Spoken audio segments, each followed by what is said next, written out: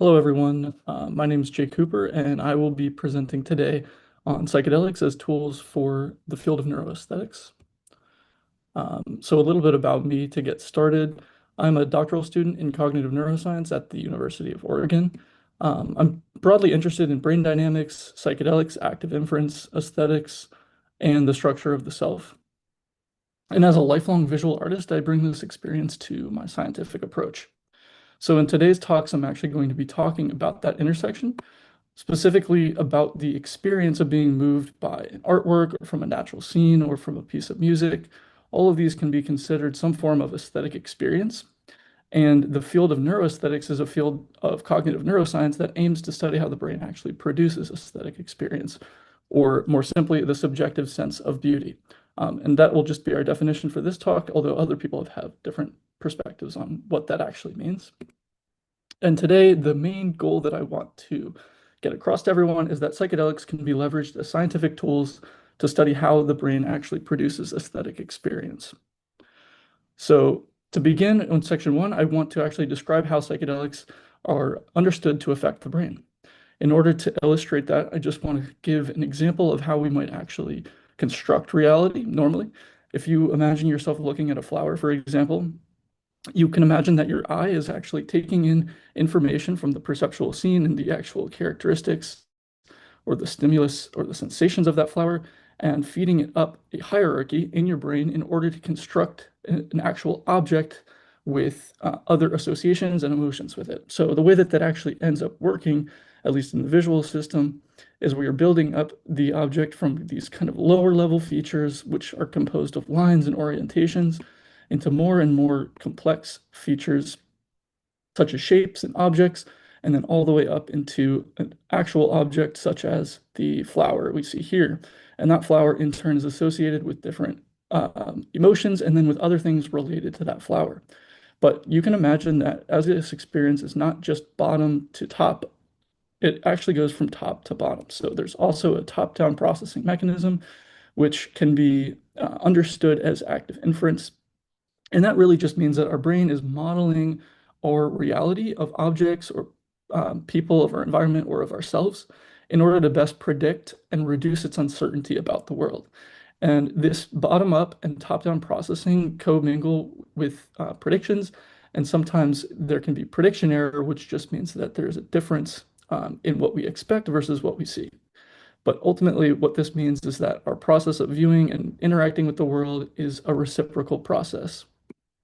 So what actually happens when psychedelics enter the picture? Well, psychedelics are ultimately desynchronizing this process. They're kind of messing up that top-down and bottom-up processing. And as a result, the top-down processing is attenuated and the bottom-up processing increases. And we get to see these kind of effects that we see here on the left as exemplified in the flower. And really what this means is that features that are normally suppressed from our predictions about our modeled view of the world become more salient to us.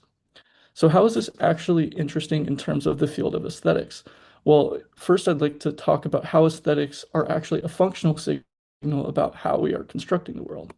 So what I mean by that is illustrated with this painting here of these dahlias.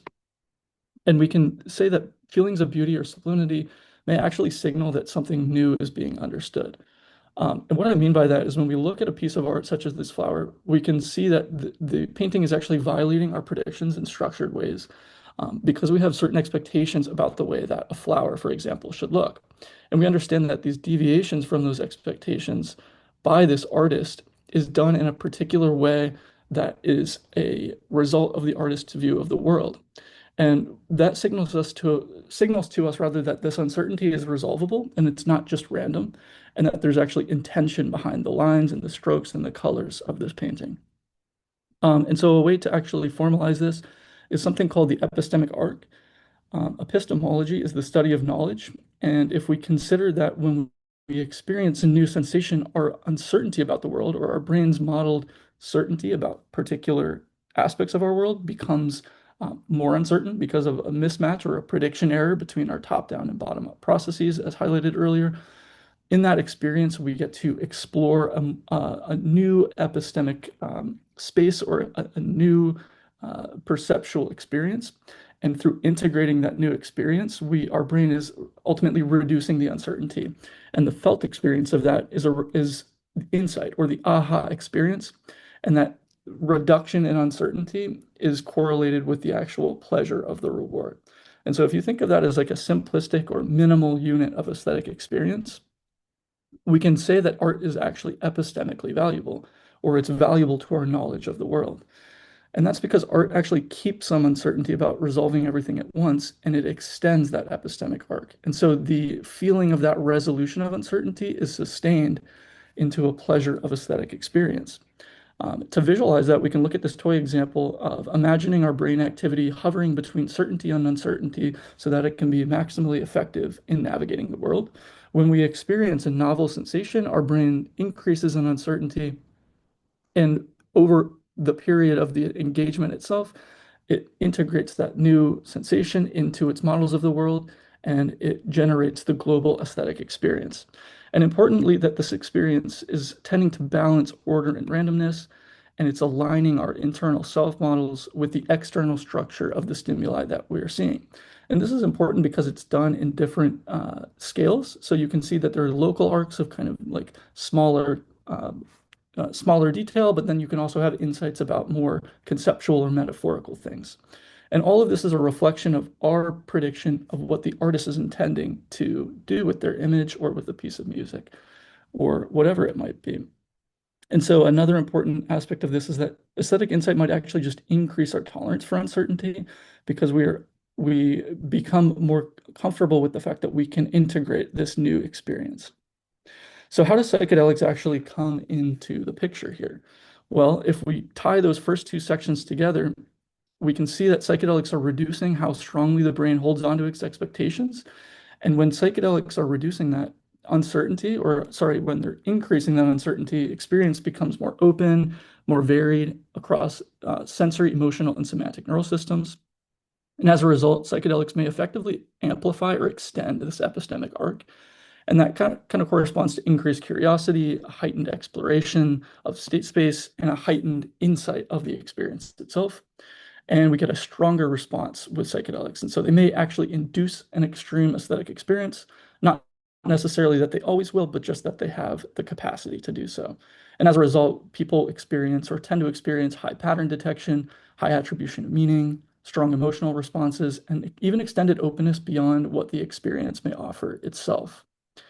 So when we bring back our toy example of our brain hovering between certainty and uncertainty, when looking at a flower, you can imagine that acute increase in uncertainty, and then our brain is resolving that uncertainty and updating its models of the world, or in this case of a flower. While when we are on a psychedelic, what may happen is acutely this uncertainty increases and the arc is extended over time, and that increases or intensifies the resolution of that uncertainty and that felt insight of the experience itself.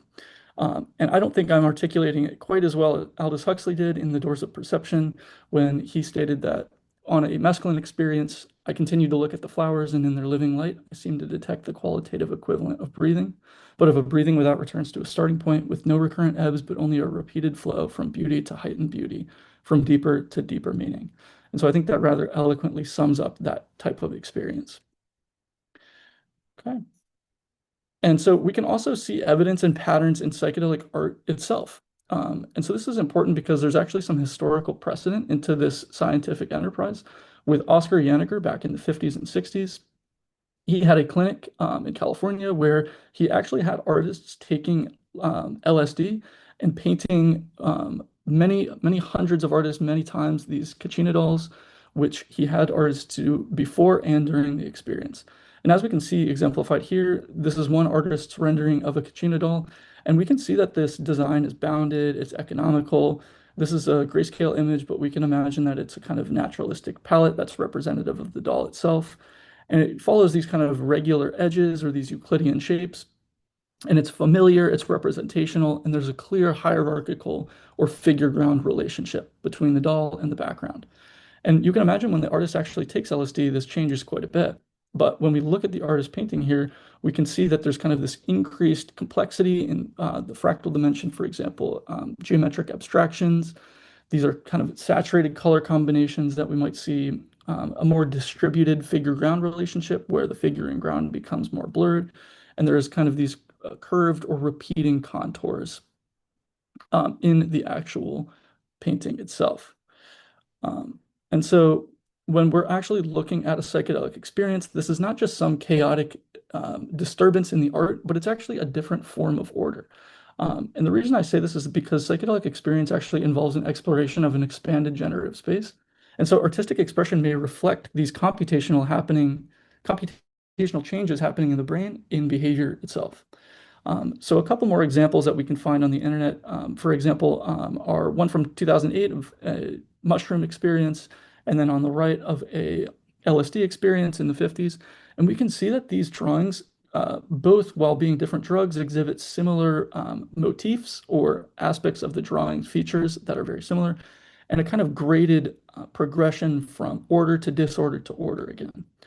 So we see these common patterns, we see this logic preserved in degrees, and this is important because historical art data is actually showing us that there's these predictable or systematic motif transitions in the art itself. And what does that actually tell us about what's happening in the brain? Well, that's important because art making may actually be seen as a behavioral assay, or in other words, a way to actually see from behavior what's occurring at the level of the brain. So, and in terms of what we usually use to study experience, in terms of psychology, we employ questionnaires often. But what happens with questionnaires is that they tend to rely on retrospective summary after the fact, whereas drawings might be able to be used in real time. The questionnaires are usually linguistically compressed. That is, they use language when we know that psychedelic experience involve much more rich or potentially pre-verbal experiences that may be better captured with drawings. And they're also collapsed into total scores with questionnaires, whereas drawings are recorded at each moment. And then finally, questionnaires are relying on verbal access only, whereas drawings are pre-verbal, they're embodied. And especially if we use technologies such as like iPads to capture the strength of people's drawings and the timing of it, we can get a much richer experience to supplement the knowledge that we can get with questionnaires themselves. So what implications does this actually have for the future of neuroaesthetics? Well, theoretically, we can see that, or we can say that aesthetics may be reframed as a functional signal of the predictive models of the brain. And this is a nice bridge between phenomenology and computational neuroscience. Methodologically, art is a nonverbal real-time cognitive readout, and this can supplement questionnaires in studies in the future. And computational and rater-based analyses of line, color, complexity, or motif features may be great indexes of how people's behavior and brain states are changing under psychedelics. And scientifically, psychedelics can then be seen as tools for studying the aesthetic experience. And this generates new and testable predictions about creativity and about the aesthetic experience itself. However, it's also really important to highlight the limitations of such a paradigm because there is, of course, ecological validity of lab making that differs between different labs. People, of course, differ in their artistic ability or their technical ability to complete drawings, for example. There are different training effects. And also, just interpreting aesthetic reports versus the actual experience itself becomes a little bit tricky because the experience is something that is qualitative and it's much harder to translate into something very quantitative. So in the end, I just want to leave people with three main points for my talk if they were to take away just a few points. First, that aesthetic experience may signal that the brain is updating how it understands the world and it understands itself. Two, that psychedelics offer a new way to study this process. And three, that art making may supplement questionnaires. And with that, I just want to thank my mentors and talk coach, Amanda, and my mentors, Margaret, Robert, and co-authors Kyle, Devin, and Kent, and also the Active Inference Institute and the University of Oregon for supporting me. And with that, thank you for watching.